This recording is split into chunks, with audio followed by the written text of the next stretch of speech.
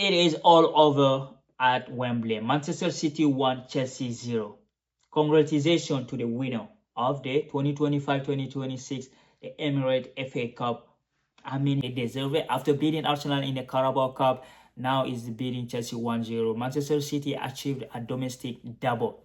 It can be treble, but that will depend on Arsenal if Arsenal let them do it, because Arsenal have only 2 games to play, which is against Burnley, against Palace, to be the Premier League champion, and Manchester City will be right behind them to pick up any point that they drop. So we will be there to follow that title race. But I wanna send a special mention to Antonio Semenyo. I mean, that dude is living his dream. He's living the dream of any professional footballer. From Bournemouth to Manchester City has been a huge addition to Pep Guardiola's side for the past 6 months since he joined the club. He's a Ghanaian international. I can't wait to see him in the World Cup next month, because he's gonna be coming with the Black Star, and we wanna see the African star to rise, and and then to show the power, to see what they're gonna do. Overall, tonight the game, there is not discussion. Chelsea come in as an underdog, and we're gonna leave as an underdog with our tail between our legs. So we're gonna just talk a little bit about what happened during this game, because the first half was boring as hell. Chelsea Football Club was there watching City moving the ball from left to right, center, like Doku, Semenyo, like bullying our right back and left back. Like our right back, he struggled against Doku. Malo Gusto struggled, but even though he didn't do a huge damage, but Semenyo did a huge damage. The goal was beautiful goal, a la Major, as they call it in France. The Algerian international scored a goal like that in the 80s, so now everyone call it a la Major. So congratulations to Duke. He had a good game.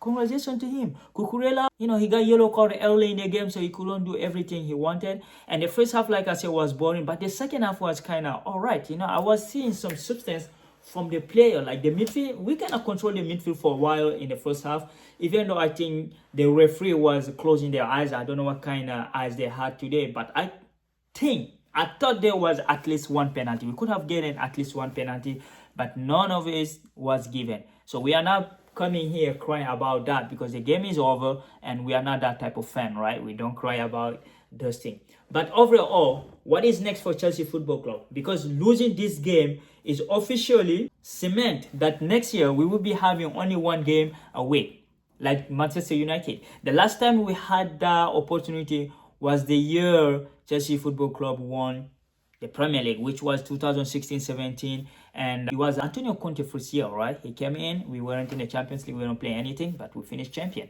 because we were playing 1 game a week. So the coach will have a time to work if this clown give them time. So overall, I mean, McFlorence did what he wanted to do. Like, he put in some player, and the player fought their life out.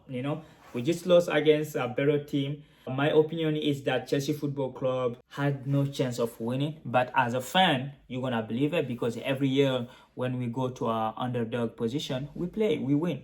But those underdog position, those team, we had a character leader in those team. We had like a coach with character in those team. The year we beat Bayern in 2012, we had a John Terry, Lampard, Drogba, like Essien, like everyone. No, Essien wasn't there, right? No, he was there. So we had a character in every line. In 2021, when we beat City, the same City, which was the last time we beat this team. I know some people will say, since Cole Palmer joined Chelsea, he did not beat City. Yo, Chelsea did not beat City since 2021. So that is not Palmer problem. That is everyone's problem at Chelsea. We didn't win a single game against Manchester City since on May 2021. So 6 years without a win against them. So tonight defeat is not crazy. If we had won it, we're gonna just say, we are good as an underdog, because we did it against PSG. But at that time we had a coach with some kind of character, right? And our players were balling. I like the fact that some of our players are back. Cole Wilwon, he's a good addition. You can see Rich James. I mean, the substitute, when you see our substitute in the second half, that's when we're not winning this game. Because the player that came on when the substitute was made, it was Pedro Neto, Liam Delap, Alexandro Garnacho. Liam Delap is someone who fight in WWE. He just, sometimes I watch him, he doesn't even chase the ball. He just go to the center back and lean on him. They both go down. Say, bro, do something, But it's not his fault because that is our ownership matter, right? The Blue Coat decided to bring a player like that, young and look promising, but nothing more. Garnacho, I think that is a scam from Manchester United. 50 million for that guy is a pure scam. It's a scamming, bro. They need to be investigated. We cannot have this owner do this to the club. Because for the last 23, 25 years, Chelsea Football Club has been gold standard in world football, world soccer, whatever you want to call it. We were the most successful Premier League team in the last 23 years. But Chelsea was 2003 to 2021, we were dead, bro. We won the Champions League, and then this clown took over. I mean, thanks to the British government. They took over, they chased the guy who won the Champions League. And since that, we had like 8, 12 coach since 2021. It is madness what is going on at this club. And next year, we're going to be playing one game a season. So, like, they won't be buying a lot of players. Like, you know, the UEFA was planning to sanction us. Bro, we are not even going there, bro. We are not even qualifying. So, your sanction, you can do whatever you want with that sanction, right? We are not qualifying. Because the 6th position can go to the Champions League. Because yesterday, Aston Villa trust Liverpool 4-2 and secure their Champions League spot. They're going to finish 4th, maybe 4th or 5th, but they're going to finish there. And Liverpool going to finish maybe 5th or 6th, so they're going to go, right? And the other two teams that is fighting for that spot is Brighton, Bournemouth, and Everton. Those are the guys following each other. Because Chelsea is sitting at 9th position, we can do anything. And next week, we're going to play Tottenham, bro. We're playing Tottenham. I know Tottenham cannot beat us, but I'm not even sure about that anymore. Even though Tottenham is fighting for their life, but the way I see our club right now, I don't think we are capable of beating anybody. We are not. If you look at our last game, it's all red, man. All red. The only win we had was against Leeds. The last 2 wins we had in this list is against Leeds and the other team. Like, what the hell? Look at it. It's just crazy what is going on at this club. And I know there's a lot of protests. The fans are protesting. But what can we do? We can't do anything because we can just protest. This is a privately owned club. Like, it's not like it's like socials like in Madrid or like in Germany, how they do it. No, you don't have a voice. You just have the ticket. The only thing you can do is not to buy the new jersey or not to go to the stadium. That's it. These billionaires out there, they do whatever they want. They came for trading and they're doing trading. Just look at the summer, what they're going to do. They're going to sell maybe 10 or 12 players. And nothing going to happen. Nothing going to change. And we don't even know what kind of coach we're going to have next year. Because McLaren did his best, right? He put in the player he have. And the substitute, that's what we have on the bench. The player you saw on the bench, that's all we have. Like, we didn't have anything more there. Because it was Tosin Adrabio, Philip Jorgensen, Dayo Osigio, Andre Santos. Those were our bench. So we didn't even have a bench back there. Trevor Chalobah, I don't know why he didn't start. And Joshua Champon. So for me, overall, I'm not even mad or angry for losing this game, right? Because if we won, it would have been. We caused a huge surprise against one of the best teams in town this year.